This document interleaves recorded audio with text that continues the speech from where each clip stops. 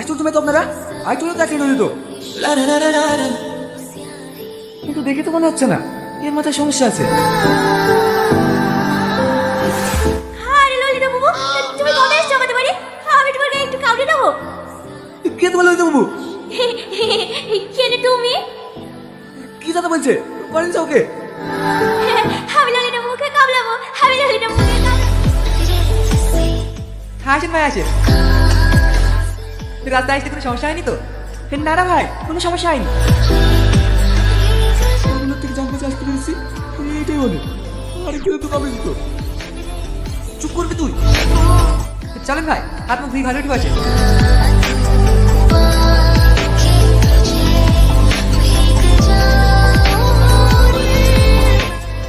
তুই এতক্ষণ কোথায় ছিলি? জানিস না বেজন আজকে তোকে দেখতে আসবে? দেখতে আসবে তো আমি সারাদিন বাড়িতে বসে থাকবো নাকি? না না, আপনি সারা গিরে মা দিয়ে বেড়াবেন। যা মায়ের সাথে, তাড়াতাড়ি রেডি হয়ে গা। বউ গেলে আসেনি কেন? ও আসবে পরে, আগে যাদের বিয়ে তারা একে অপরকে দেখুক। ছেলেটা দেখতে কেমন হবে? কেন তুই দেখিসনি নাকি? আমি দেখলে কি তোকে জিজ্ঞেস করতাম? দাঁড়া, আমি দেখে আসছি।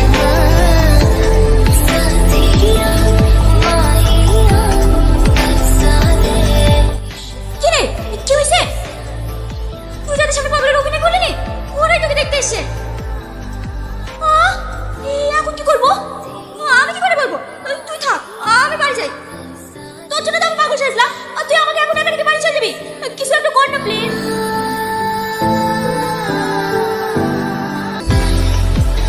মাহি, মায়াকে লিয়ে আয় মা। ওয়ালাইকুম আসসালাম। বসো মা, এত বড় করে ঘুমটা দিলে মুখটা দেখলে কি করি? ঘুমটা তুলো মা। ভাবি মনে হয় লজ্জা পাইছে। হ্যাঁ আমি ঘুমটা তুলে দিছি।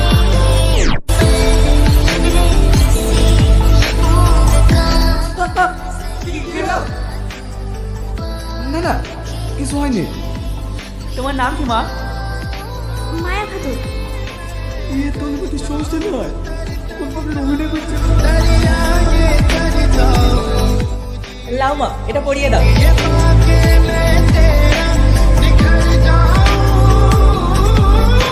যাও মা, তুমি ঘরে যাও। মেয়ে আমাদের খুব পছন্দ হয়েছে ভাই, তাহলে একটা শুভ দিন দেখি বিয়ের কাছে সেরে ফেলাই ভালো। হ্যাঁ আপনি কি বলেন ভাই? আপনারা যা ভালো বুঝেন। তাহলে ভাই বাড়ি বসে আলোচনা করে বাকি কাজটা সেরে ফেলতে হবে। ঠিক আছে ভাই?